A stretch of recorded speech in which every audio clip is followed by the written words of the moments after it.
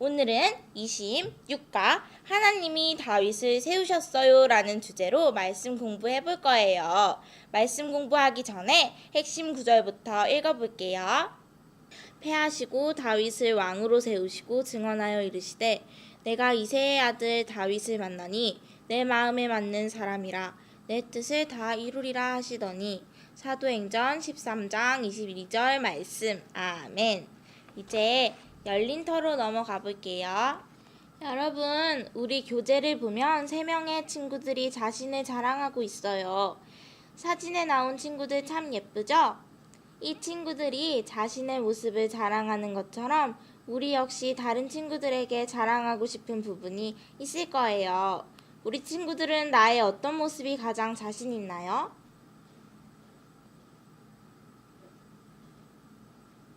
그래요. 반면에 어떤 모습은 정말 숨겼으면 하는 부분이 있어요.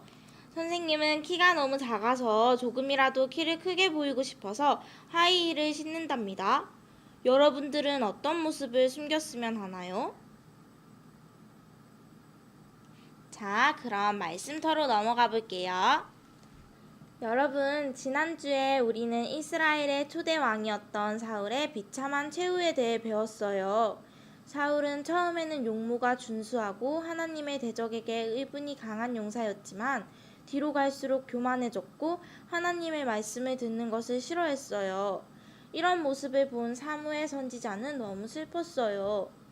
자, 여기 4개의 질문이 있어요. 이 질문을 지금부터 풀어볼게요. 다 풀었나요? 첫 번째 질문. 하나님은 슬퍼하는 사무엘에게 어떻게 하셨나요? 하나님은 사무엘에게 왕이 될 사람에게 불 기름을 채운 후 베들레헴 사람인 이새의 집으로 가라고 했어요. 두 번째 질문. 왕을 선택하는 데 있어 사람들의 관심은 어디에 있었나요? 사람들은 용모와 키를 보았어요. 세 번째 질문. 이새에게는 몇 명의 아들이 있었나요? 그리고 다윗은 몇 번째 아들인가요? 이새에게는 8명의 아들이 있었어요. 그중 다윗은 8번째 아들이었어요. 마지막으로 4번째 질문. 하나님의 선택을 받은 다윗에게 일어난 변화는 무엇일까요? 사무엘이 다윗의 머리에 기름을 붓자 다윗은 여호와의 영에게서 크게 감동을 받게 되었어요.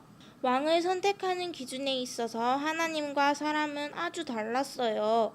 사람들은 눈에 보이는 것, 즉 외모나 키, 지식, 가문 등을 보지만 하나님은 이런 것으로 왕을 선택하지 않았어요. 하나님의 선택의 기준이 무엇인지를 미로를 찾아가면서 알아보도록 할게요. 사람들이 생각하는 기준대로 가면 아마 출구로 나가지 못할 거예요. 자, 그럼 출발해 볼까요?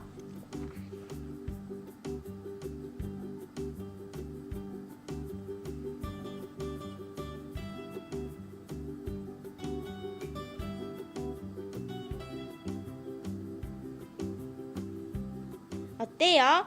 하나님이 왕을 선택하는 기준은 무엇인가요?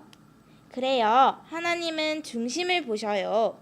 외모, 키, 지식, 가문으로 사람을 판단하지 않고 마음, 즉 중심을 보시고 그 마음이 하나님이 보시기에 기쁜 것으로 가득 찬 사람을 왕으로 선택하신답니다.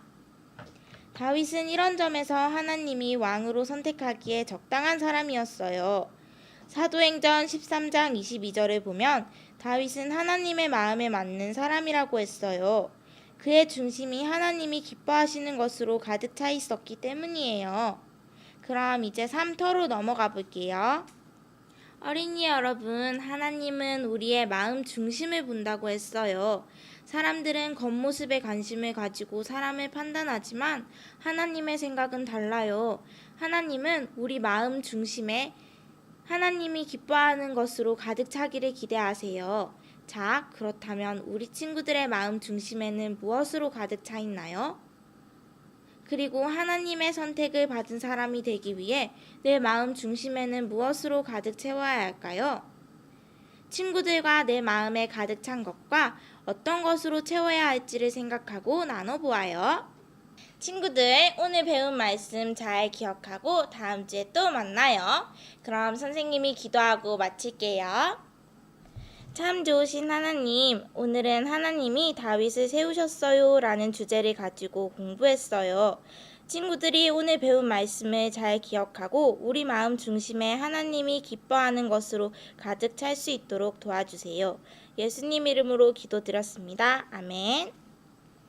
친구들, 안녕.